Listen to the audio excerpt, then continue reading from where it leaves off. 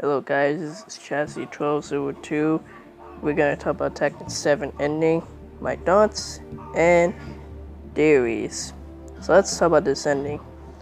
Lars and Lee and Elisa are gonna help Jin get to Kazuya and kill Kazuya. So this ending is telling us that Jin awakens from this coma. Actually, he was kinda like knocked out to the entire story because he was like in a coma for like a week in the game, and then like in the end he wakes up. So this ending is kind of hinting at us that Jin can now finally control his Devil Gene. Of course, this ending is actually hinting us that Tekken 8 is confirmed, which we might have to wait for 5 years actually for Tekken 8, which is going to be a really good fighting game after all. So let's go to the theories. The theories. Stuff like that, it could be a DLC as well. Let's go here and talk about the theories. My theories is that Jin might kill Kazuya. He might, who knows? Either gonna be a win or a fatal, who knows? Basically what I'm saying here, Jin might actually kill Kazuya. Or Jin might show up his mother. Since Jun-san was never shown in the story, Jin was knocked out in the entire story.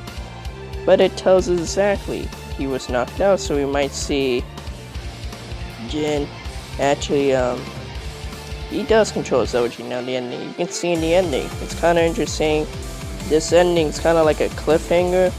Since, yeah, the Tekken 7 ending left us on a cliffhanger. That's why, like in Tekken 6, they left you on a cliffhanger. Then Tekken 7, you have to wait for Tekken 8 now, which is gonna be like 5 years from now. Let's go to the possible DLC. Like my prediction, people really want this as a DLC.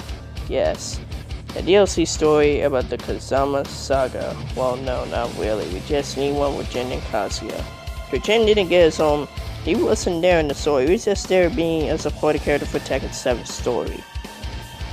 Of course, Lars was protecting Jin. Jin is his nephew, so he was protecting him from him in the story. And of course, Lee, Elisa as well, they were protecting him because Heihachi really wanted to take Jin, but because Claudio said Jin's Devil Gene was stronger than Kazuya, so yeah. Also, let's talk about the possible let's talk about Ling Xiaoyu and Claudio's ending. Ling Xiaoyu is gonna help Claudio. He's actually gonna not help him, but she's gonna work for him to lure Jin. She's gonna lure him as bait, and then Claudio is gonna use Xiaoyu to lure Jin. Actually, in this story, well, that'll be in Tekken 8. Also, I have a feeling that Jin might finally kill Kazuya, so the series can rest in peace. It's also interestingly how the future would Tekken 8 go for the ending. Jin needs a happy ending, man. He really does. I also really want to talk about the ending itself. Like, I'm not saying an ending, I want to prediction myself for Tekken 8. Jin and Ling Xiaoyu might get married and have a child by the end of Tekken 8's story. Here's an ending that Jin and Xiaoyu might have a child. It's a son or a daughter.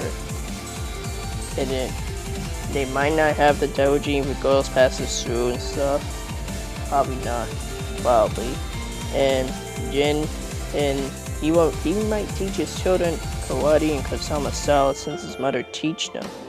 And he might be like a father figure for his children. He might give them like a good will, because Jin is always a good guy. He never turned bad. He did turn bad in Tekken 6, but we know he's a good guy.